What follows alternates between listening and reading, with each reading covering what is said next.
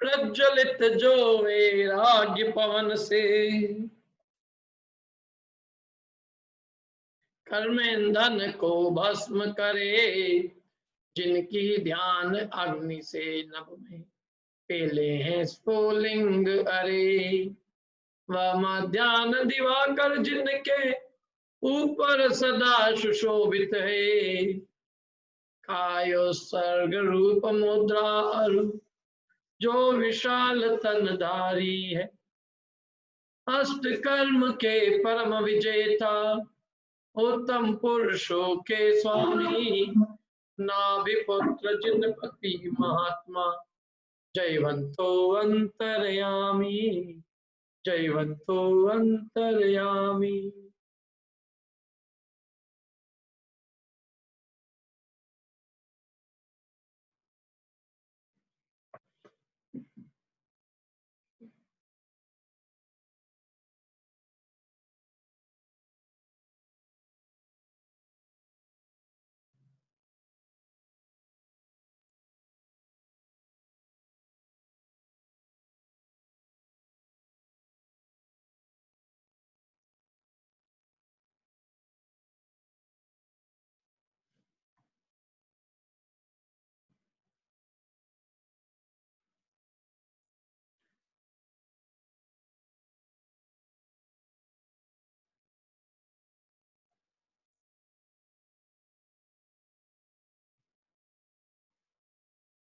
कली काल का ही महात्मा,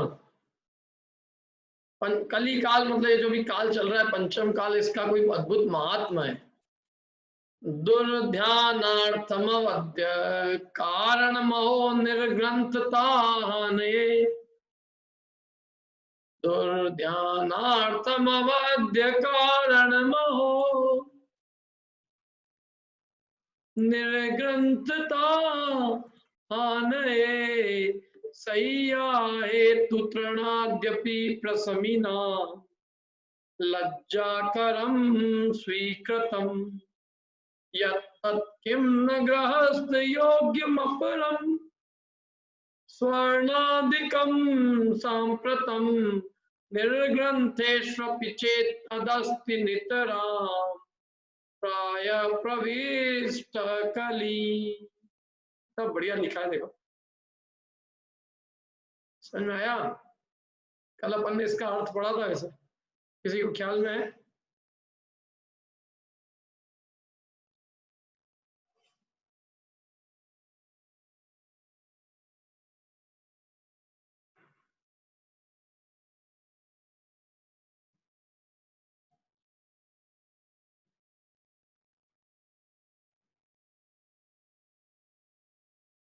देखिए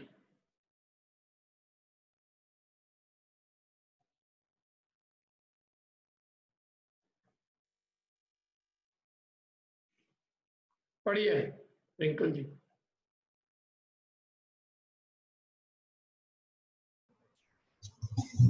शैया है तो गहे मुनि तृण भी तो उससे होता दुर्ध्यान, पाप और लज्जा का कारण अपरिग्रह की होती हानि।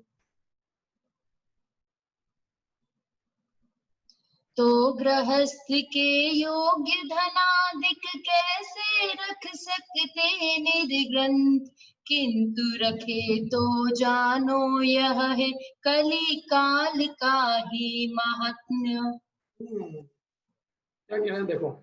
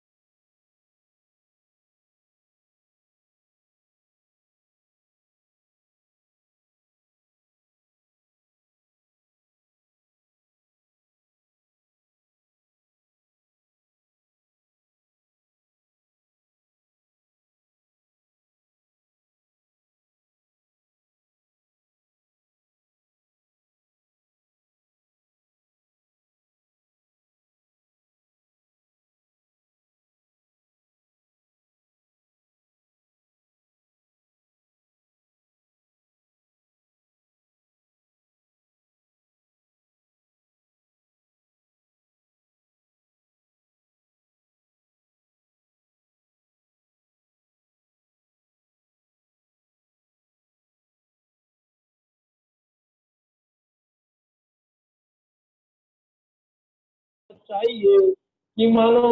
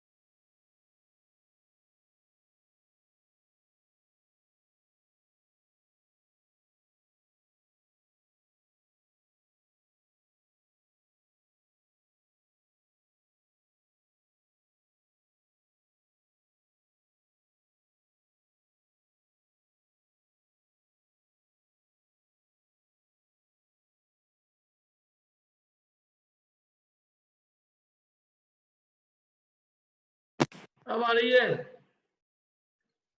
खराब हो गया ये कुछ तब डबले डाबली है ये सब, और क्या है, कोई भरोसा नहीं इनका। चलो क्या कहा, फिर से बोलता हूं मैं कि जबकि सैया हेतु तिनके का ग्रहण करना भी लज्जा और पाप का कारण है, दुर्ध्यान का कारण है, और उससे अपरिग्रही की हानि होती है, तो जो गृहस्थी के योग्य से सोने आदि का ग्रहण करना, तो वो कैसे हो सकता है। और यदि वो रख रहे हैं गृहस्थ के योग्य, यदि परिग्रह का ग्रहण हो रहा है, तो ये समझ लो कि ये घोर निकृष्ट काल प्रविष्ट हो चुका है, माने घोर पंचम काल मानो प्रवेश कर चुका है। क्यों? क्योंकि वो परिग्रह ग्रहण करेंगे तो अन्य गृहस्थ के ही समान हुए ना, समझ में? ठीक है, पढ़ता हूं मैं। आचार्य कहते हैं कि निर्ग्रंथ मुनि सैया के लिए यदि घास को भी स्वीकार कर ले, तो उनको इसे स्वीकार करना भी खोटे ध्यान के लिए ही होता है। माने घास का भी स्वीकार करना वो खोटा ध्यान उत्पन्न करता है, माने ध्यान दुर्ध्यान होता है, आर्त रौद्र ध्यान का कारण हो जाता है। और यही यदि निंदा का करने वाला, निर्ग्रंथता में हानि पहुंचाने वाला तथा लज्जा को करने वाला भी होता है, अतः वे यतीश्वर निर्ग्रंथ, अतः वे निर्ग्रंथ यतीश्वर फिर गृहस्थी के योग्य सोना आदि को कैसे रख सकते हैं। यदि इस काल में भी निर्ग्रंथ स्वर्ण आदि को रखे, तो समझना चाहिए कि ये कली काल का ही महात्मा है। ये कोई पंचम कली काल का महात्मा है कि जिससे जो गृहस्थ के योग्य सोना आदि है, उसको निर्ग्रंथ वेश धारण करके और निर्ग्रंथ यतीश्वर यदि रहे रखे, तो एक पंचम काल का प्रभाव है, और क्या है। क्यों? अरे जिसका त्याग कर दिया, देखो त्याग करने के लिए कोई जबरदस्ती कर रहा है क्या आपसे, बताओ? कोई जबरदस्ती नहीं है। आपकी मर्जी आए तो परिग्रह का त्याग करो, और नहीं आए तो मत करो। आपको परिग्रह प्रिय लगता है तो गृहस्थ अवस्था में रहकर धर्म साधन करो। गृहस्थ अवस्था में रहकर धर्म साधन नहीं हो सकता। क्यों नहीं हो सकता? 5वां गुणस्थान तक हो सकता है, नहीं हो सकता है? 10 प्रतिमाएं तक हो सकती है, तो 10 प्रतिमाएं तक का धर्म करो यदि तुम्हें परिग्रह की आशा है तो। यदि तुम्हें परिग्रह से प्रीति है, परिग्रह रखना इष्ट है, परिग्रह ही अच्छा लगता है, परिग्रह धारण करने से तुम्हें लगता है कि कुछ काम होगा, धन आदि पदार्थों का संग्रह करना, उसको व्यवस्थित करना, उसको लगाना, पैसे का मैनेजमेंट करना, ये सब काम अच्छे लगते हैं, तो कोई मार थोड़ी नहीं रहा आपको मुनि बनाने के लिए। आप गृहस्थ अवस्था में रहकर और धर्म साधन करो, योग्य अपने योग्य परिग्रह रखकर और धर्म साधन करो। परिग्रह परिमाण करके कि भाई मुझे इतना ही चाहिए, परिमाण व्रत अंगीकार कर लो और उसका करके और जितना अपने से बने वैसा योग्य धर्म साधन यथा योग्य अपने पदवी के अनुकूल करो। लेकिन तुम जो है जबरदस्ती पहले तो तुम उसको त्याग करो और फिर उसको ग्रहण करो। ये तो ऐसे ही है जैसे मैंने उल्टी करी, मेरे को पेट में तकलीफ हुई, तो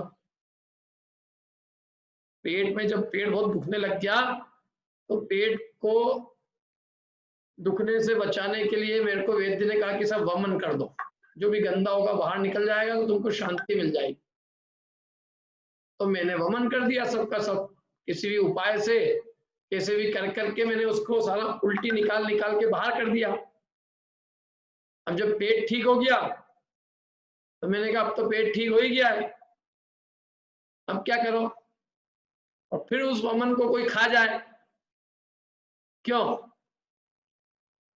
तो वो इतना गंदा और निकृष्ट माना जाता है। एक बार जो चीज निकाल दी है, क्यों?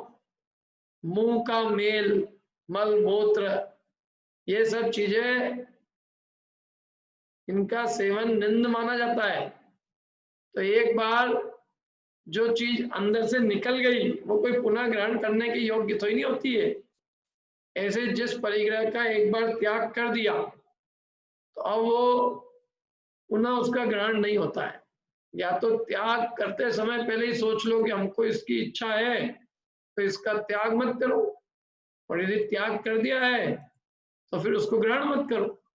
सीधी सच्ची बात है। भाई मुझे लगता है कि मेरे को तो आईफोन चाहिए, क्या मेरे को आईफोन चाहिए, यूट्यूब पे मेरे को प्रवचन डालना है, क्या लैपटॉप भी चाहिए, तो ठीक है, गृहस्थ अवस्था में रहकर जो बने वो धर्म साधन करो।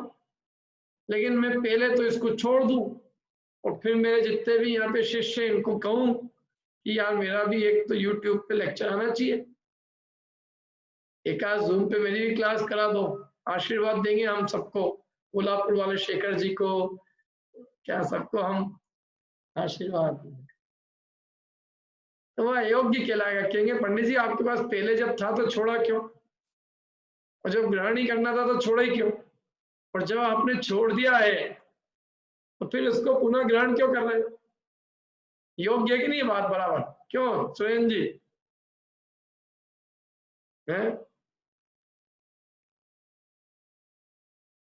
भाई एक बार या तो छोड़ो मत, और छोड़ो तो ग्रहण मत करो, सीधी सी सच्ची बात है। ये कॉमन सेंस बताओ मेरे को इसमें कुछ गलती हो मेरी तो आप बताओ है कि यदि आपको कोई चीज के बिना चलता नहीं है तो मत छोड़ो, और छोड़ दिए है तो ग्रहण मत करो।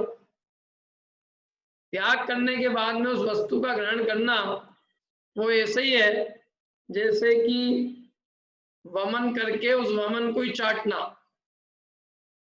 वमन चाटा जाता है क्या? क्यों? एक बार जो उल्टी हो जाती है उसको चाटते हैं क्या ऐसे गंदे?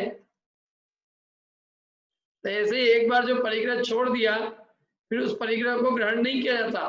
परिग्रह को छोड़ा ही इसलिए था क्योंकि दुख रूप लगा तो छोड़ा। जब दुख रूप जान के उसको छोड़ा है तो पुनः उसका ग्रहण कैसे किया जा सकता? सीधी सी बात।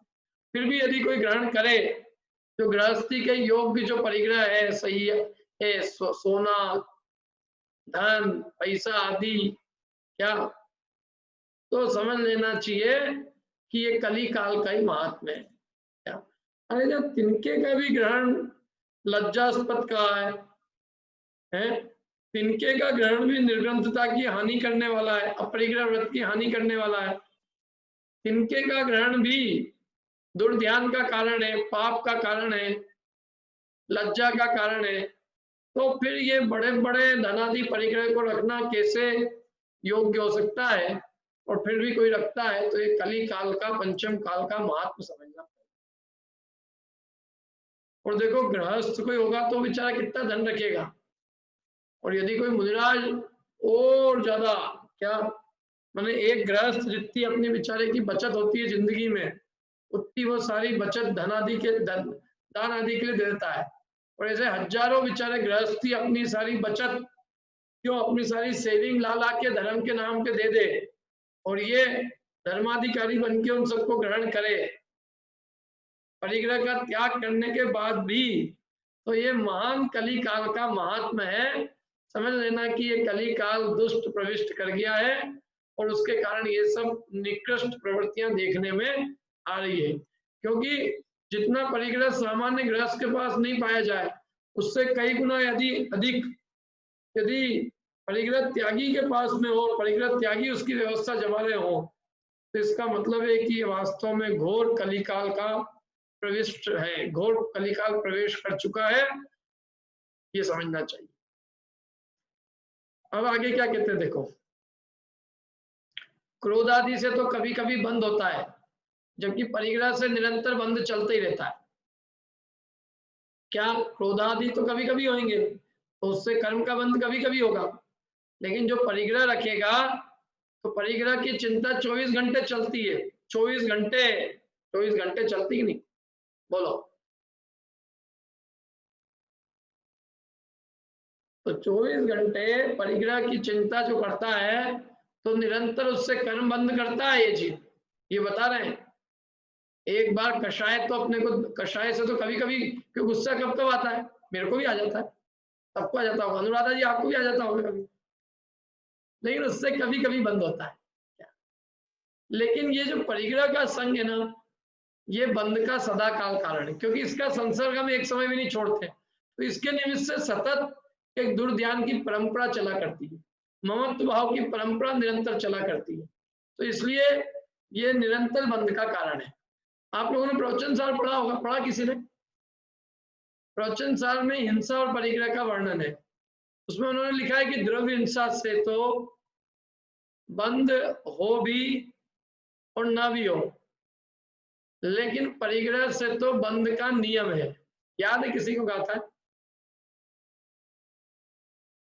देखो मैं गाथा बताता हूँ आपको, गाथा है, एक मिनट है,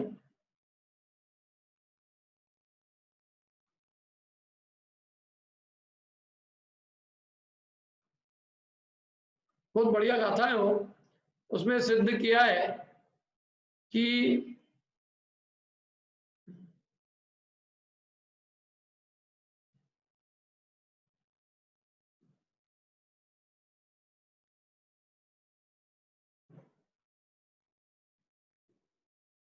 ये देखो आ गया, हाँ, एक सेकंड में गाथा आ गई, 219 दिख रही है लोगों को। हौदी वण हौदी बंदो मदम्मि जीवेद काय चे ठम्मी बंदो धूमुद उदिदो इति श्रवणा छड्डी आ संवम। क्या अर्थ समझ में आया? हौदी वण हौदी बंदो मदम्मि जीवे, जीव के मरने पर बंद होता भी है और नहीं भी होता है। काय चेठम्मी, काया की चेष्टा के द्वारा जीवों के मरने पर बंद होता भी और नहीं भी होता है। लेकिन बंदो ध्रुवम उदिदो, उपदी से माने परिग्रह से, बंद ध्रुव माने निश्चित है, परिग्रह से बंद नियम से और निरंतर होता है, निश्चित रूप से होता है। काय की चेष्टा के द्वारा जीवों के मरने पर बंद हो भी और न भी हो, लेकिन यदि उपदी माने परिग्रह का ग्रहण है तो बंद निश्चित है, नियम से है, निरंतर है। यदि श्रवणा छड्डिया संवम, ऐसा जानकर श्रवणों ने छड्डिया संवम, छड्डिया माने सर छोड़ दिया है, संवम माने सबको, ऐसा जानकर श्रवणों ने सबको छोड़ दिया है। समझ में आई बात? अवधि वर्ण अवधि बंदो माने हिंसा में बंद का तो अनेकांत है। देखो उन दिन चल रहे हैं, देख के चल रहे हैं, फिर भी यदि पांव के नीचे कोई जीव मर जाए तो बंद नहीं होगा, इसलिए बंद में तो अनेकांत है। ये हिंसा में जीवों के काय चेष्टा के द्वारा जीव के मरने पर बंद में अनेकांतिक पना है। क्या अनेकांतिक पना है? कि शरीर की चेष्टा के द्वारा भी जीव मर जाए तो भी बंद हो भी और ना भी हो, यदि यत्नाचार पूर्वक चल रहे हैं तो बंद नहीं होगा, और अयत्नाचार पूर्वक चल रहे हैं तो बंद नियम से होगा। तो वो कह रहे हैं कि इसमें जीव काया की चेष्टा के द्वारा जीव के मरने पर तो बंध में अनेकांत पना है, लेकिन परिग्रह में ऐसा अनेकांत नहीं है कि हम परिग्रह ग्रहण कर लेंगे, द्रव्य परिग्रह, हमारी मूर्छा नहीं रहेगी, तो मूर्छा नहीं रखेगी। बहिरंग परिग्रह का ग्रहण करने पर बंध हो भी न भी हो, तो कहते हैं ऐसा अनेकांत बाह्य परिग्रह के ग्रहण करने पर नहीं है। माने बाह्य परिग्रह का ग्रहण नियम से बंध का कारण है, और ऐसा जानकर ही श्रमणों ने समस्त परिग्रह छोड़ दिया है। देखो ये जो कहते हैं ना कि हम भाव की विशुद्धि रख लेंगे परिग्रह रख के भी, यदि ऐसा होता तो तीर्थंकर जैसे महापुरुष बाह्य परिग्रह का त्याग ही क्यों करते? समझ में आई बात? बड़े बड़े तीर्थंकरों ने परिणामों की विशुद्धि उसके बिना नहीं जानी, कि परिणामों की विशुद्धि इसके बिना नहीं होगी। किसके बिना? बाह्य परिग्रह का त्याग के बिना उन्हें परिणामों की विशुद्धि प्राप्त होती नहीं दिखी, इसलिए उन्होंने समस्त परिग्रह का बहिरंग परिग्रह का त्याग किया, और उन्हें बहिरंग परिग्रह के ग्रहण करने में कर्म बंध दिखाई दिया। बताओ, अब अपन कहा तो तिल तुष मात्र संग नहीं जिनके बात करें कि तिल्ली बराबर भी परिग्रह न हो, कहा तो अपन दो भेद हो गए अपने में। क्या? एक कह रहे हैं कि वस्त्र सहित भी मुनि हो सकते, एक कह रहे वस्त्र के भी नहीं होंगे, तो वहां तो अपन सब दो भेद हो गए। और यहाँ ये स्थिति है, कपड़े में तो लड़ रहे हैं क्या, और यूं सब ग्रहण किए हुए। बताओ, जिन्होंने कपड़ा ग्रहण करने को भी परिग्रह व्रत कहा, तो हमने कहा कि ये अलग है, और अब ये यहाँ कपड़े ही क्या, यहाँ तो मोबाइल भी लैपटॉप भी सब चलेगा। कपड़ा तो शरीर की चीज थी, ये तो सभी चीज आ गई। तो अब फिर भी वो यदि दिगंबरत्व कहलाए तो ये कली काल का ही महात्म्य है, और क्या है? क्यों? मैंने हमने उनको अलग कर दिया। हमने कहा कि नहीं, ये मूल मार्ग नहीं है, क्योंकि मूल मार्ग में तो इतने सभी परिग्रह का ग्रहण नहीं चलेगा। तिल तुष मात्र संग नहीं जिनके, तो भैया जब तिल्ली के बराबर परिग्रह वालों को तुमने जो है मूल जैन आमना का नहीं रखा, मतलब तुम कहते हो कि वो ये नहीं है वो नहीं है, उनकी इतनी वो करते हो, और अब यहाँ तो सब कुछ है, कपड़े में तो तुमको तकलीफ हो गई, और यहाँ तो सारा का सारा परिग्रह साथ में है, और फिर भी तुम कहो ये परिग्रह नहीं है, तो ये कोई विडंब नहीं है, और क्या है? बताओ। अरे कुंदाचार्य देव कितने उत्कृष्ट मर्यादा रख के गए, उन्होंने वस्त्र को भी स्वीकार नहीं करा, वस्त्र को भी बाहर रखा कि यानी अंदर नहीं घुसोगे। वस्त्र सहित यदि परिग्रह, वस्त्र सहित भी यदि मुनिपना मानते हो तो तुम मूल मार्ग से बाहर हो। है? जब इतनी बढ़िया परंपरा का मार्ग छोड़ के गए हो, है इतनी उत्कृष्ट विशुद्धि और मतलब उत्कृष्ट अपरिग्रह का मर्यादा, उसका अनुशासन स्थापित करके गए, और अब तुम उसी में ये कह रहे हो कि अब सब चलेगा। है? क्यों? तो वो सब चलेगा तो पहले उन भाइयों को बुलाओ अपने जिन्होंने ये कहा सबसे पहले कि कपड़ा चलेगा। क्यों? जब तुम्हारा मोबाइल चल सकता है, ये तो कहता हूँ मोबाइल से पहले कपड़े वाले को अपनाना चाहिए, मोबाइल वालों को अपनाने की जगह, क्योंकि मोबाइल तो फिर भी नहीं भी अपनाओगे तो भी मरोगे नहीं ठंड के अंदर, लेकिन बेचारे ठंड से तो कोई कपड़े बिना मर ही जाएगा। क्यों? मोबाइल ज्यादा जरूरी कि कपड़ा? क्या?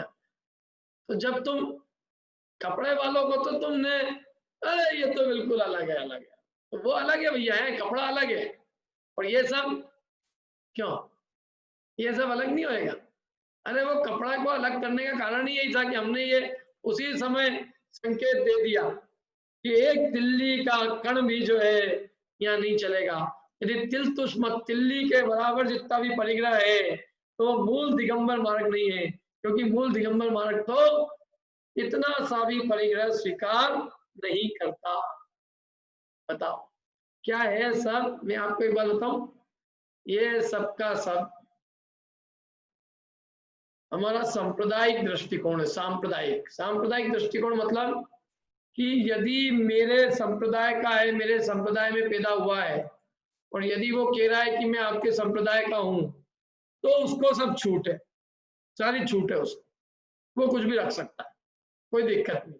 बस एज लॉन्ग एज वो मेरे गीत गाए, मैं उसके गीत गाऊं, सब चलेगा। और यदि वो मेरे संप्रदाय से बाहर है, अन्य कुल में उत्पन्न हुआ है ना, वो समझ लो हमारे संप्रदाय को मानने वाला नहीं है, तो बस फिर उसकी मैं छिजेल आदि नहीं करूंगा। पार्टी बनी है, पार्टी हमने क्या है, तत्व को तत्व की दृष्टि से न देखकर हमने पार्टी बंदी की दृष्टि से देखना चालू कर, तो यही होएगा क्या? ये इसके कारण ये सब स्थिति है। परमार्थ तो ये भैया कि तिल्ली के दाने जितना भी परिग्रह जिन मत में स्वीकार नहीं किया गया है, क्योंकि मूल मार्ग तो एकदम निर्दोष है। सीधी सी बात है, जब परिग्रह का त्याग रूप महाव्रत होता है तो उसमें इतने से भी परिग्रह का ग्रहण नहीं होता, और जो चीज एक बार छोड़ दी जाती है वो पुनः ग्रहण नहीं की जाती। ठीक है, तो इसलिए परिग्रह बंध का कारण है, ऐसा जानकर महापुरुषों ने समस्त परिग्रह को छोड़ दिया। अच्छा एक बात बताओ, परिग्रह होने पे भी परिणामों की विशुद्धि हो सकती है, शुक्ल ज्ञान हो सकता है, केवल ज्ञान हो सकता है, आपको लगता है ऐसा? कर लोगे आप? क्यों? मोबाइल रख के आपको लगता है केवल ज्ञान हो जाएगा? सातवां गुणस्थान क्यों है? सातवां गुणस्थान हो सकता है क्या? आप, मैं तो कहता हूँ जो लोग 24 घंटे मोबाइल में रचे पचे हैं, उनको सातवां गुणस्थान तो छोड़ो, सम्यक दर्शन ही दुष्कर है।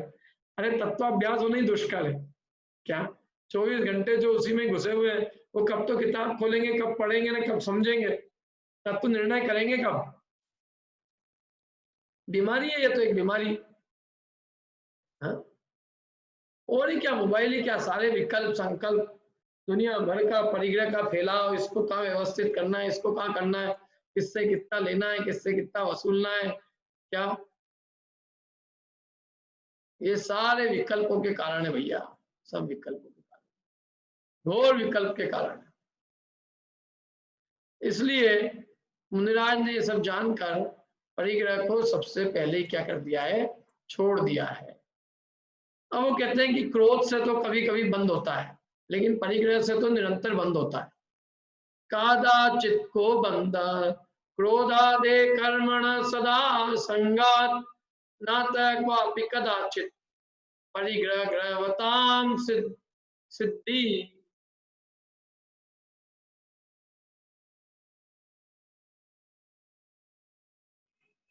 देखो क्या कह रहे हैं,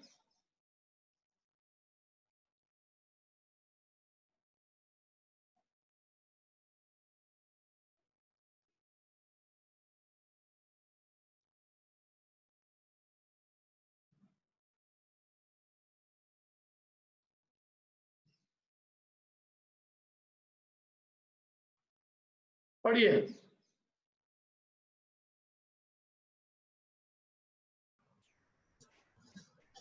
क्रोधादिक से बंध कदाचित प्रतिक्षण बंध परिग्रह से, अतः परिग्रह धारी मुनि नहीं कभी कहीं भी सिद्धि लहे। कादाचित को बंधा, कादाचित किसको कहते हैं? कादाचित माने कभी कभी, क्या? कदाचित, कदाचित, कदाचित माने कभी कभी, बंधा क्रोधादे, क्रोधादि से तो बंद कभी कभी होगा, लेकिन किसका बंद? कर्मणा, कर्मों का। लेकिन सदा काल संगात, संग माने परिग्रह से, तो कर्म का बंद क्या होगा? सदा काल होगा। अतः क्वापि कदाचित, इसलिए क्वापि कभी भी, कदाचित भी, कदाचित भी, क्वापि क्वापि कदाचित, माने कभी भी किंचित भी परिग्रहवताम परिग्रहधारी को सिद्धि नहीं है। इसलिए परिग्रहधारी को कभी भी कहीं भी, क्या कदाचित माने कभी भी, और क्वापि माने किसी भी प्रदेश में भी, कहीं भी कभी भी परिग्रहधारी को इसलिए सिद्धि की प्राप्ति नहीं है, मुक्ति की प्राप्ति नहीं है। क्यों नहीं है मुक्ति की प्राप्ति? क्योंकि मुक्ति होगी कर्म बंध के अभाव से, और परिग्रहधारी को तो सदा काल परिग्रह से कर्म का बंध है। तो जब सदा काल उसको कर्म का बंध चल रहा है तो उसको मुक्ति कैसे होगी? है बताओ तो। जो निरंतर कर्म बंध कर रहा है उसको मुक्ति कैसे होगी? मुक्ति तो उसको होगी जो कर्म बंध का अभाव करेगा, कर्म की निर्जरा करके मुक्ति को प्राप्ति होती है। तो जो जीव निरंतर कर्म बांध रहा है, कौन जीव? जो परिग्रहधारी है, परिग्रही है, यानी परिग्रह से जो कर्म का निरंतर बंध कर रहा है, वह मुक्ति को कैसे प्राप्त कर सकता है? कभी भी कहीं भी नहीं प्राप्त कर सकता है। समझ में आई ना बात? देखो क्रोधादि से तो कर्म का बंध कभी कभी होगा, गुस्सा कब कब आएगा? समझ लो अपन 1 घंटे ही प्रवचन में बैठे हैं तो किसी को गुस्सा नहीं आएगा, ना आपको आएगा ना मेरे को आएगा। मेरे को आएगा तो इसके बाद आएगा जो भी आएगा, क्या आपको भी बाद में। इतनी देर तक तो अपन ने सबने कषायों की मतलब कषायों का उपशमन हो जाता ना इतने काल, तो इसलिए इस काल में तो अभी अपने कोई कषाय आदि की तीव्रता है नहीं, तो कषायों की तीव्रता से होने वाला बंध अभी नहीं है। लेकिन यदि परिग्रह है तो उस परिग्रह के चिंतन से, मनन से वो जो कर्म का बंध है वो निरंतर चल रहा है। क्योंकि मेरा परिग्रह, मैं परिग्रह का स्वामी, मैं उसका मालिक, मैं परद्रव्य का स्वामी हूँ, मैं परद्रव्य का भोक्ता हूँ, मैंने इतने परद्रव्यों का संचय किया है, तो उससे जो अभिमान है और उससे जो लोभादिक की जो प्रकृष्टता है उससे निरंतर बंद होता है। माने परिग्रह जो है ना, मानाधिक कषाय को उत्पत्ति का कारण है, और परिग्रह और अधिक लोभ कषाय का कारण है, और परिग्रह कोई छीन के ले जाए तो क्रोधाधिक का कारण है, परिग्रह के निमित्त से छल कपट करते हैं तो छल कपट का कारण है। इसलिए परिग्रह तो समस्त कषायों का कारण है, इसलिए परिग्रह से निरंतर बंद है।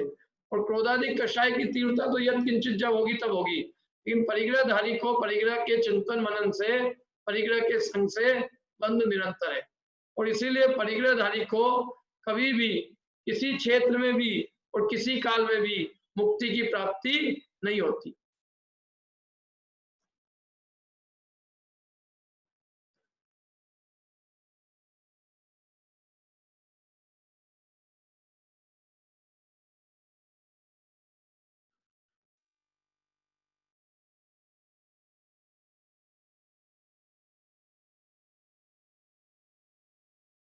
देखो परिग्रह किसी भी रूप में नहीं रखना चाहिए, स्वयं भी नहीं, न स्वयं रखे न किसी को रखवावे, न तो मतलब परिग्रह की अनुमोदना कर, कृत कायित अनुमोदना और मन वचन काय 9 कोटि से परिग्रह का त्याग होना चाहिए। यहाँ स्वाति जैन ग्वालियर ने प्रश्न पूछा था इसलिए उसका जवाब दिया।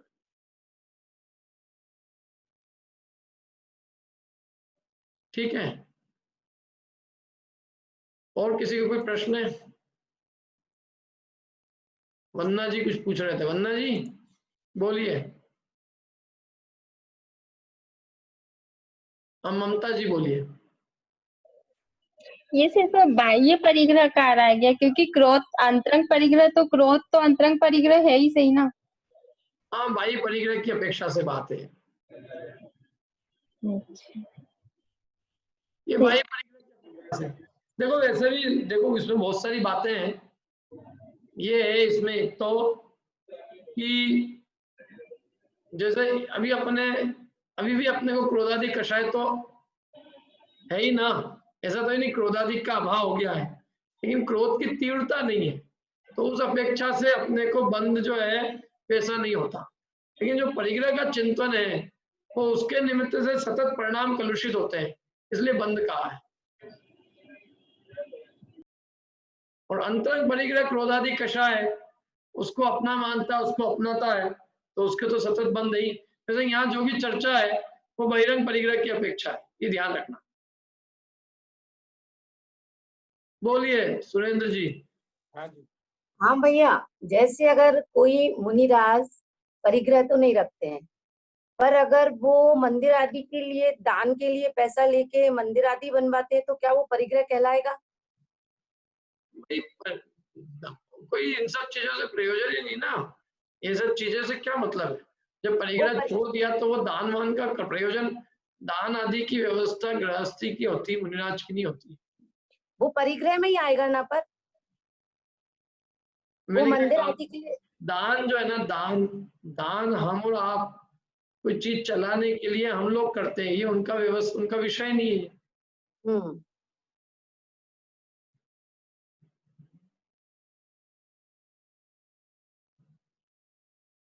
और कोई प्रश्न किसी का?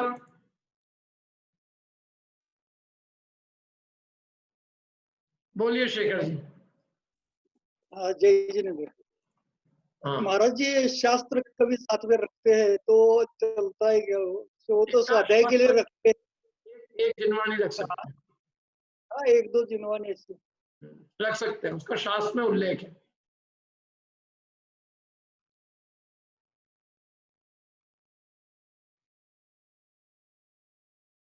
बोलो नील। इसी पे प्रश्न था कि जैसे मुनिराज का मंदिर आदि बनवाने का तो वहां पे निषेध किया है, तो जैसे जिनवाणी लिखेंगे, लिपिबद्ध करेंगे, तो वो और मंदिर बनवाने में अंतर आ जाएगा क्या? ये धन से संपर्क नहीं होना चाहिए, लिखना करना अलग चीज है, और ये धनादि से संसर्ग होना बहुत बेकार काम।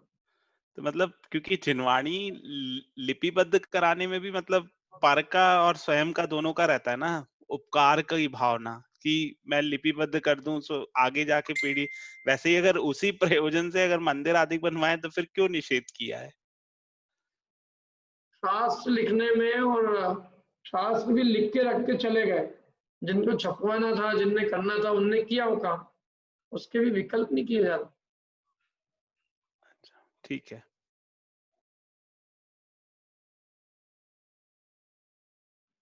चलो चले आगे। आचार्य और भी कहते हैं कि क्रोधादि कर्मों के द्वारा तो प्राणियों को कर्मों का बंध कभी कभी होता है, किंतु परिग्रह से प्रतिक्षण बंद होता रहता है। अतएव परिग्रहधारियों को किसी काल में तथा किसी प्रदेश में भी सिद्धि नहीं होती। इसलिए भव्य जीवों को कदापि धन धान्य से ममता नहीं रखनी चाहिए।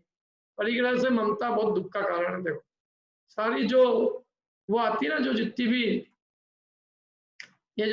अकड़ाई होती है ना, अकड़, ये जो रीढ़ की हड्डी में अकड़ आ जाती है, अकड़, ये अकड़ का कारण सब परिग्रह है। परिग्रहधारी अपने सामने किसी को कुछ समझता ही नहीं है, क्या झुकना पसंद ही नहीं करता है, सारे दोषों का कारण है परिग्रह। आज मैंने सुबह एक मंदिर में देखा, एक जना आया क्या, तो आपको ऐसी नफीजियत थी हर चीज से, मंदिर की चीज से। मैंने कहा गजब हो गया यार भैया, क्या बच्चे को लेके आए, बच्चे से तो प्रेम है, और मंदिर की चीजों से, भगवान से प्रेम नहीं है। बोलो बच्चे के लिए उसकी सासू जी कही कि चलो मंदिर लेके चलो, मैंने सासू जी क्या, उसकी माँ ने कहा कि चलो, तो बच्चे को लेके आए मंदिर, आज जन्मदिन होगा कुछ। लेकिन मतलब जो जो दृष्टिकोण है, जो बिल्कुल अपने परिवार के प्रति तो बहुत, और एक छोटी छोटी चीजें जो है गंदोदक, उसके प्रति इतनी है बुद्धि है, मतलब जैसे कोई उसके अंदर बहुत सारे कोरोना वही अंदर बैठे हुए हैं। क्या है ये बोलो। और बाई रख रखी खुद ने, बाई के साथ आया, गाड़ी घोड़े सब है, सब चीजें चल रही है, बस परिग्रह मंदिर में एक सारा चीजें लोगों को मंदिर में ही दिख रही है। भगवान जिनेंद्र का दरबार, तीन लोक के नाथ की जगह, कितनी विनयशीलता, विनम्रता, बहुमान, आदर, प्रीति होना चाहिए है। वहां भी धन का बहुमान, वहां भी पैसे आदि की, अपने आप को वहां भी चक्रवर्ती देखे, अपने को धनवान देखे, अन्य का निरादर करे है। कैसी विचित्रता है। साधर्मियों से तो स्नेह होना चाहिए, उनके वहां उनको सामने साधर्मियों को ये अच्छी अच्छी मतलब महंगे महंगे कपड़े दिखा के क्या दिखाना चाहते हो कि हमने कितना पाप किया तुम्हारे साथ रह के भी हम कितने नहीं सुधरे, देखो कितने बिगड़े हुए हम। क्या दिखाना है उनको बताओ? साधर्मी को धन दिखाने से क्या सिद्धि क्या है? क्या दिखाना उनको है? जहाँ धर्म का संबंध होता है वहां दिखाना करना कुछ नहीं होता है, और जहाँ धर्म चला जाता है वहां फिर हम ये सब दिखाने करने में लग जाते हैं। मैंने कितना इकट्ठा कर रखा है, मैंने कितना इकट्ठा कर रखा है, मैंने कितना इकट्ठा कर रखा है। संबंध धन का धर्म का होना चाहिए। हमने आजकल सारे संबंध धन से बना लिए, इसलिए हमारी दुर्दशा हो रही है। तो ये तो मुनिराज के लिए उपदेश नहीं है, अपने लिए भी ये उपदेश है, समझ समझना। अरे तो मुनिराज के लिए, अपने लिए तो कच्छु है ही नहीं भाई साहब, एक एक चीज अपने लिए ही है। हमें भी परिग्रह रखेंगे हम तो हमको भी सिद्धि नहीं होगी। जितना मजा जितना बोझा होएगा उतने संसार में डूबेंगे, जितने हल्के होंगे उतने ऊपर जाएंगे। समस्त कर्मों का अभाव होने पर जीव ऊपर जाता है। परिग्रहधारी मुक्ति को नहीं प्राप्त कर सकता कभी भी। क्या ये यदि मत रखते हो तुम कि हम परिग्रह रख के भी अपने परिणामों की शुद्धि कर लेंगे, तो तुम अपने चित्त से अन्य मतावलंबी हो।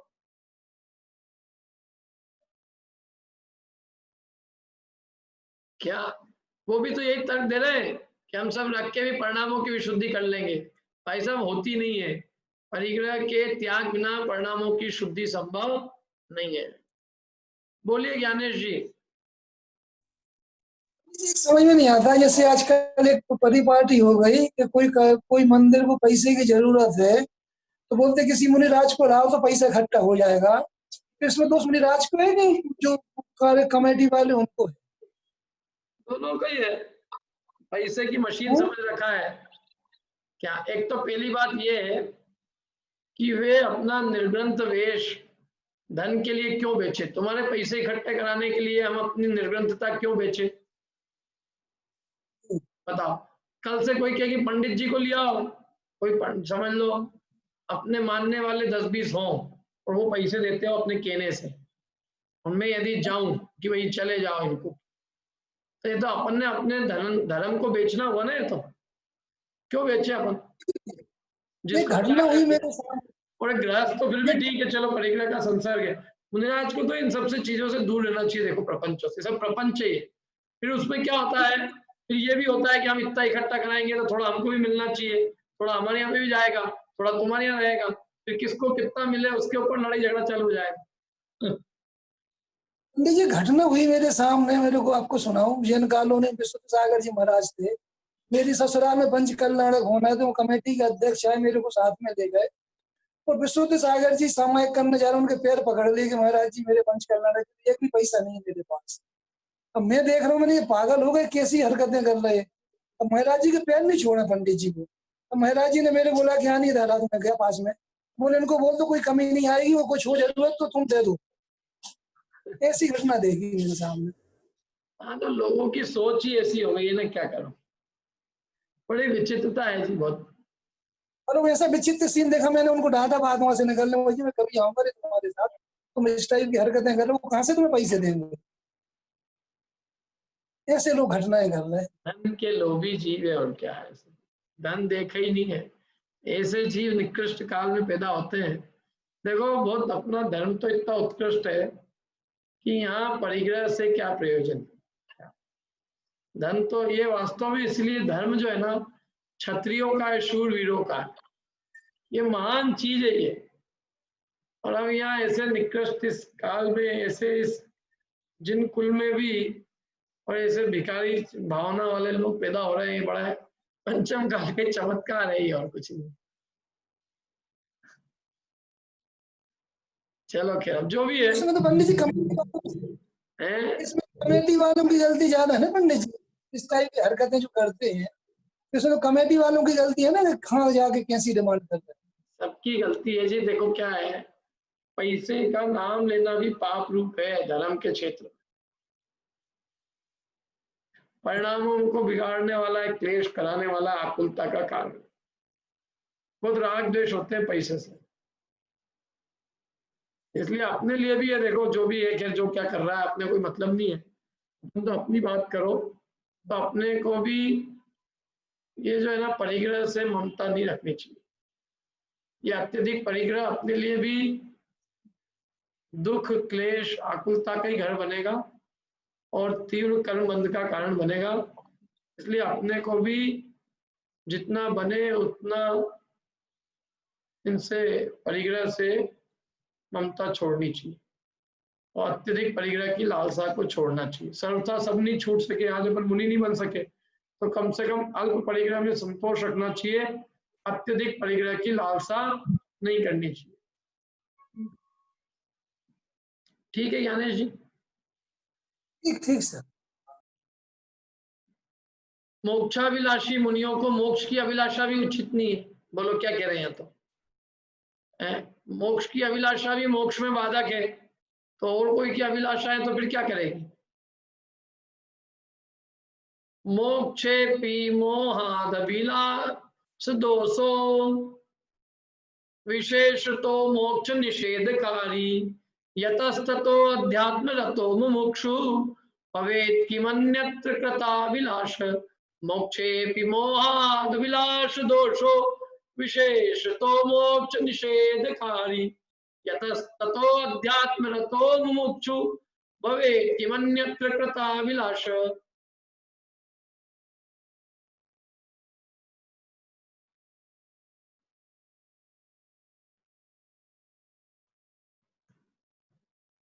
हाँ पढ़ो रिंकल जी।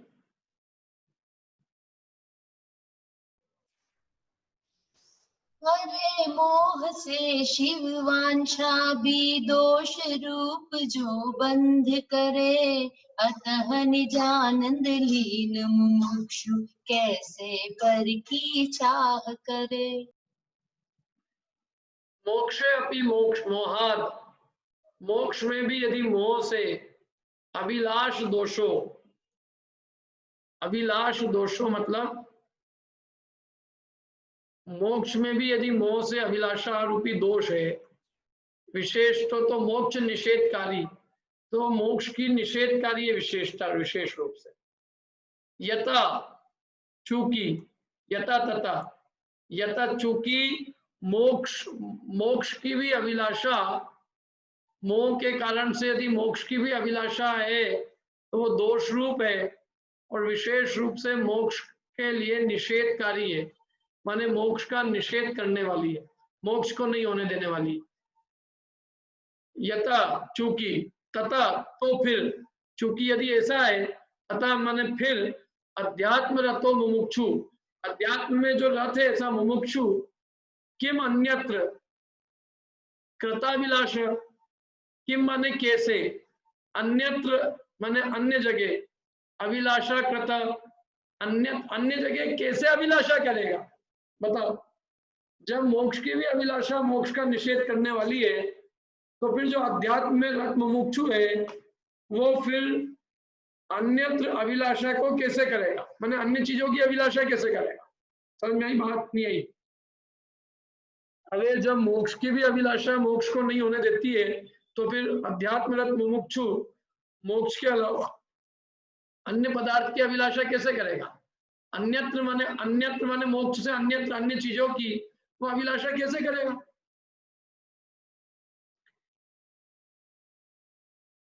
क्या जहां देह अपनी नहीं तान अपना कोई, तो ऐसी बात है। जब मोक्ष की अभिलाषा भी मोक्ष की अभिलाषा भी मोक्ष नहीं होने देती है, तो फिर मोक्ष से अन्यत्र, मोक्ष के अलावा अन्य जो अभिलाषा है उसको करके हे मुमुक्षु तेरे को क्या मिलेगा? फिर तू दूसरों की चाह कैसे कर सकता है? देखो, अरे मोह से शिव वांछा भी दोष रूप जो बंद करे, मोह के कारण से यदि मोक्ष की भी वांछा करी तो वो दोष रूप है, बंध का कारण है। देखो, वांछा ही मोह का फल है। क्या वांछा है? वो मोह प्रकृति का कार्य है। मोक्ष की भी वांछा नहीं होती है जिन्हें मोह का उदय नहीं होता है। अरे मोक्ष स्वरूप में हूं तो मोक्ष की भी वांछा क्यों करूं? मोक्ष की अभिलाषा क्यों करूं? मैं स्वयं मोक्ष स्वरूप हूं। जो स्वयं मोक्ष स्वरूप का अनुभवन करते हैं उन्हें मोक्ष की भी अभिलाषा नहीं होती, और इसलिए मोक्ष तो स्वयं होता है, मोक्ष की अभिलाषा नहीं होती उन्हें। क्या? अरे मुक्ति का अनुभव, मुक्ति अनुभव करने की चीज है, वो कोई कोई ऐसी तो ही नहीं है कि कोई वस्तु हो पर वस्तु जिसकी हम अभिलाषा करें, तो स्वयं निज पद है, अपना स्वयं का चैतन्य पद है, अपना निज पद है, अपना स्वयं का निज स्वभाव है, वो तो मेरी वस्तु ही है। उसको प्राप्त करने की क्या अभिलाषा? अभिलाषा तो पर वस्तु की होती है, जो वस्तु हमारे पास नहीं होती उसकी अभिलाषा की जाती। वो तो हमारे पास है क्या? हम स्वयं उस रूप ही है। समझ आई ना बात? तो जब मैं स्वयं मोक्ष रूप हूं तो मोक्ष की अभिलाषा क्या करूं? और जब मोक्ष की अभिलाषा भी मोक्ष का निषेध करने वाली है, क्योंकि एक्चुअल में अभिलाषा मात्र मोह का उदय है। देखो 12वें गुणस्थान में मोह का उदय नहीं है तो मोक्ष की भी अभिलाषा नहीं है। मोक्ष की अभिलाषा जब तक है जब तक मोह प्रकृति का उदय है। मोह प्रकृति का उदय कब तक है? 10वें गुणस्थान तक। समझ लो कि वो भी जब तक है, मोह का उदय है किंचित मात्र भी, और उसके कारण से यदि मोक्ष की अंश मात्र भी अभी अभिलाषा है तो मोक्ष नहीं है, और उस मोह प्रकृति का सर्वथा अभाव होगा। उस मोह के उदय का कार्य पूरा खत्म हो जाएगा, सूक्ष्म लोक का भी अभाव हो जाएगा, तब निराकुल मोक्ष पद की प्राप्ति होगी। बराबर? तो जब, क्योंकि वांछा मात्र मोह का उदय, समझ लो आप, वांछा करी तुमने मोह का उदय। वांछा की नहीं जाती भाई, स्व अपना निज पद अपने पास है तो वांछा किसकी करूं? मैं हूं अपने में स्वयं पूर्ण, तो वांछा किसकी? वांछा किसकी करें हम बताओ? कोई चीज मेरे पास नहीं हो तो मैं वांछा करूं? चक्रवर्ती किसकी वांछा करे? ऐसे चैतन्य चक्रवर्ती किसकी वांछा करे? ज्ञान सुख से भरपूर है तो किसकी वांछा करे? वांछा वही करते हैं जो अपने में भिखारीपन का अनुभव करते हैं। मैं भिखारी हूं तो ये कर्म के फल की इच्छा करूं, इसकी उसकी, हे कर्म मेरे को चक्रवर्ती बना दे। अरे चैतन्य चक्रवर्ती होके जड़ चक्रवर्ती बनना चाहता है, बड़ी विचित्रता है।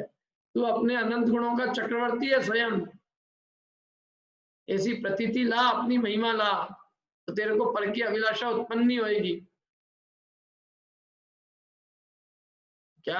अपनी महिमा नहीं आने पर मोह के उदय से पर वस्तु की वांछा होती है। पर की वांछा ही मोह का उदय है।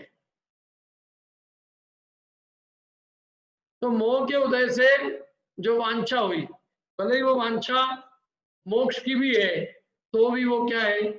दोष रूप है और बंध को करने वाली है। तो फिर जो निजात्मा में लीन है, अध्यात्म में जो रत है, निजानंद में, अध्यात्म माने निजानंद, अधिआत्म माने आत्मा को जानना, आत्मा को जानने का नाम है अध्यात्म। तो आत्मा को जानने में जो रत है माने लीन है, माने अपने आत्म स्वरूप में रत लीन है, ऐसे मुमुक्षु परिग्रह में लीन नहीं होते हैं, मुमुक्षु अध्यात्म में लीन होते हैं, मुमुक्षु संस्थाओं में लीन नहीं होते हैं, मुमुक्षु अपने आत्मा में लीन होते हैं। अपने आत्मा में रति है वो मुमुक्षुपना है, और आत्मा को छोड़कर परद्रव्यों में रति मुमुक्षुपना नहीं है। तो अध्यात्म में रत जो मुमुक्षु है वो किम अन्यत्र कृताभिलाष, माने अध्यात्म में रत निजानंद में लीन मुमुक्षु फिर अन्य पर की चाह कैसे करे? बताओ। एक तरह से उसको पर वस्तु की चाह छुड़ाई है कि भैया मोक्ष की भी अभिलाषा करेगा तो मोक्ष नहीं होगा, तो तू कहाँ ये रुपये पैसे की अभिलाषा में अटका पड़ा है? मेरे बच्चे की नौकरी लग जाए पंडित जी, बस मेरा मोक्ष हो जाएगा। हो गया तेरा मोक्ष। बस एक मेरे ये काम और हो जाए, एक शादी और हो जाए, क्या बस एक मेरे पोते की शादी और हो जाए, बस तो तेजी में अटका रहेगा तू। इतनी छोटी छोटी है, तू कभी सोच तो सही। एक बात है, अभी अपने को अपनी खुद की सोचना चाहिए कि हम कैसे भिखारी बन गए विषयों के। क्या दशा कर ली हमने, किन छोटी छोटी चीजों की वांछा कर रहे हैं, ये हो जाए वो हो जाए ये आ जाए है? अपनी दशा, अपने आप को देखो तो सही भगवान, क्या हम इस भगवान को हमने कैसा भिखारी बना दिया। स्त्री पुत्र आदि की अभिलाषा करना तो दूर रहो, यदि मोक्ष के लिए भी अभिलाषा की जाए तो वह दोष स्वरूप समझी जाती है। बोलो है? अरे भगवान के पास भी यदि जाके तुम मोक्ष की अभिलाषा करो तो वो भी दोष रूप है। भगवान कहते हैं तू स्वयं मोक्ष स्वरूप है, तो भगवान के पास जाके भी मुक्ति मांगना दोष रूप है, तो भगवान के पास में बच्चा मांगना है। महावीर जी जो है वहां जाके लोग बच्चा मांग,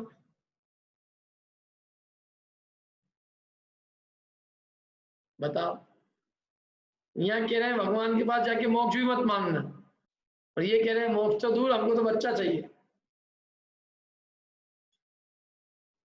क्यों?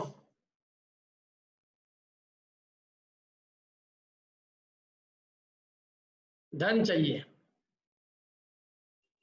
स्त्री पुत्र आदि की अभिलाषा करना तो दूर रहो, यदि मोक्ष के लिए भी अभिलाषा की जाए तो वह दोष स्वरूप समझी जाती है, वह भी मोक्ष की निषेध करने वाली होती है।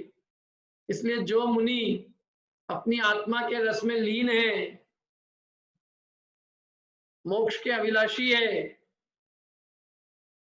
मुमुक्षु माने मोक्ष के अभिलाषी है, और अध्यात्म रत माने आत्मा के रस में लीन है, वे स्त्री पुत्र आदि में अभिलाषा कैसे कर सकते हैं? अन्य पर पदार्थ की इच्छा ही कैसे कर सकते हैं? बताओ। ये हो जाए, ये काम हो जाए, ये काम हो जाए, क्यों? ये काम हो जाए, ये काम हो जाए हमारा। अरे तुम कोई भी अभिलाषा, अरे मैं कहता हूं दूसरे के कल्याण की इच्छा भी क्यों करना भाई? इसका कल्याण हो जाए, समाज का कल्याण हो जाए, जैनियों का कल्याण हो जाए, राष्ट्र का कल्याण हो जाए। जैनी लोग सब इनका भला हो जाए, सब रोजी रोटी से लग जाए, है ना, ये सब धर्म में लग जाए, ये सब अभिलाषाएं नहीं है क्या? बताओ, ये अभिलाषाएं एक नहीं। दूसरे का उपकार करने की अभिलाषा भी अभिलाषा एक नहीं।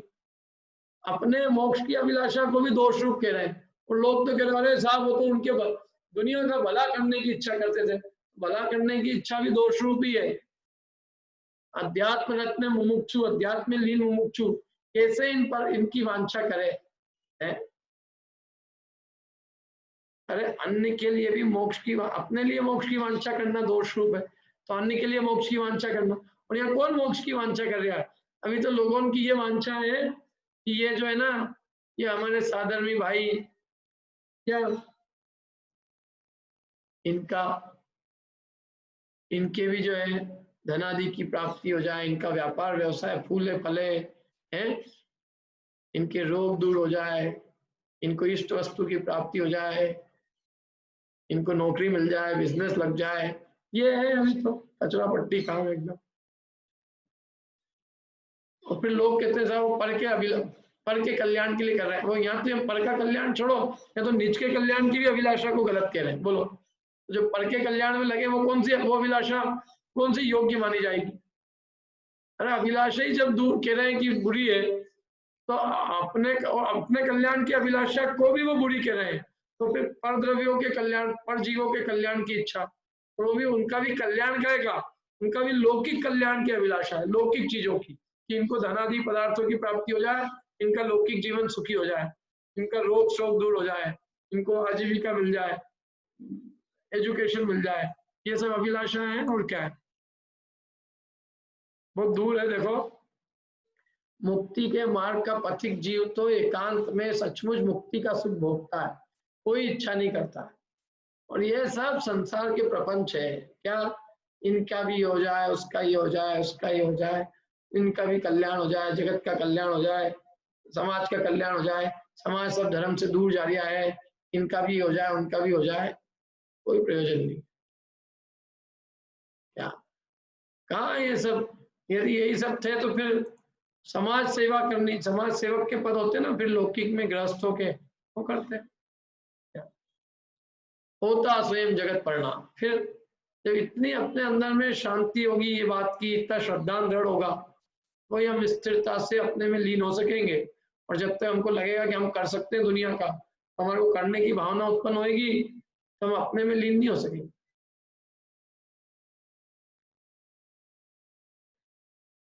मोह के उदय से ही पदार्थों में इच्छा होती है, और जब तक मोह रहता है तब तक मोक्ष कदापि नहीं होता। क्या? मोह के उदय से इच्छा होती है, और जब तक मोह है तब तक मोक्ष कदापि नहीं हो सकता। मुक्ति मार्ग में मोक्ष के लिए भी अभिलाषा करना दोष माना गया है। अतः मोक्षाभिलाषी मुनियों को आत्मरस में ही लीन रहना चाहिए, अपने आत्मानंद में लीन रहना चाहिए। कोई परद्रव्य की, अन्य पर जीवों की, सबकी चिंता छोड़कर अपने आत्मानंद में मग्न रहना चाहिए, आत्मरस में लीन रहना चाहिए, बस।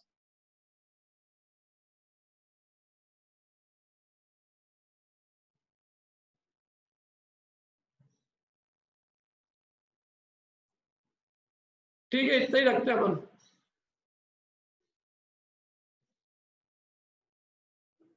कोई प्रश्न हो तो पूछ लीजिए।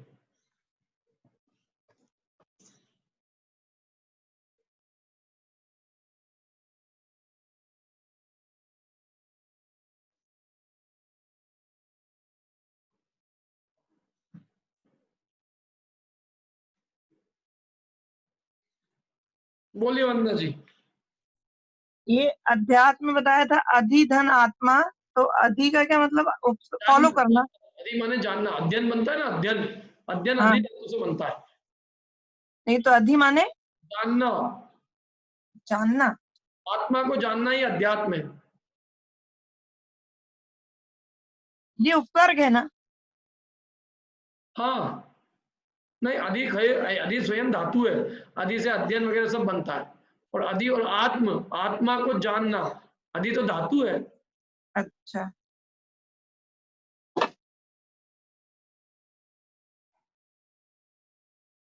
और कोई प्रश्न किसी को? बोलिए आशा जी। हाँ सर, ऐसे तो कहा गया है कि मूर्छा को परिग्रह के बोलते हैं, कि अगर जैसे परिग्रह तो संसार में जो भी वस्तु है वो तो सब है ही सही, और मूर्छा नहीं है तो वो परिग्रह नहीं है उस जीव के लिए। अगर परिग्रह बहिरंग परिग्रह होता है तो मूर्छा अवश्य होती है, नियम है।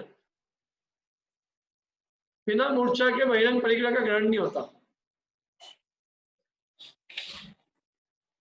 ठीक है।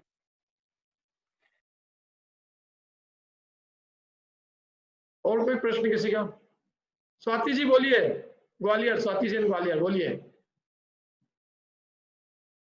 अनम्यूट, हाँ बोलिए।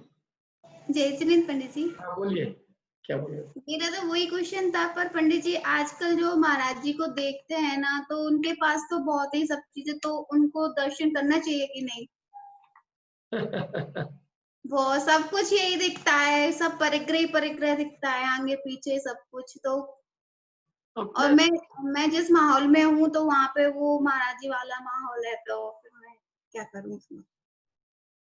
देखो क्या है, परिग्रह तो वास्तव में परिग्रह का संसर्ग मात्र ही ना अनेक दोषों की उत्पत्ति का कारण है। क्या यदि परिग्रह ही है सब, तो फिर वो अंतर क्या रहा? सबसे पहली बात तो मैं एक बात पूछता हूँ कि मुनिराज की महानता कैसे है? निर्ग्रंथ ही समाप्त हो जाएगी तो महानता कैसे रहेगी? पर पंडित जी ऐसा भी तो कहते हैं कि उनका रूप तो दिख रहा है ना, निर्ग्रंथ दिगंबर तो दिख रहे हैं ना, तो उनको नहीं दर्शन करेंगे क्या? वो नागा साधु होते हैं हिंदुओं में, उनका भी रूप नग्न दिगंबर है।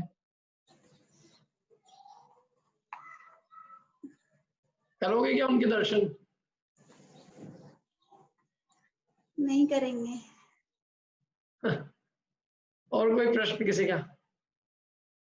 परिग्रह का देखो, परिग्रह मुनिराज की मुख्य चीज ही परिग्रह व्रत है, और परिग्रह ही ग्रहण कर लिया तो फिर वो जो मेन क्वालिटी जिसके कारण वे पूज्यता को प्राप्त है, वो मेन क्वालिटी चली गई। हम तो दर्शन ही इसलिए करते, वंदन नमस्कार, क्योंकि उन्होंने परिग्रह का त्याग कर दिया। हम परिग्रहधारी है, परिग्रह सही थे। अब यदि वे भी परिग्रह ग्रहण करने लग गए तो वे और हम समान हो गए, फिर उनकी पूज्यता का व्यवहार कैसे रहेगा?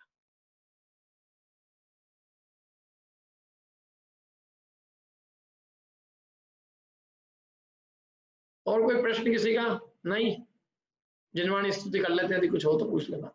जावाणी के ज्ञान ते सूझे लोका लोक, सोवाणी मस्तक नमो सदा दे तू।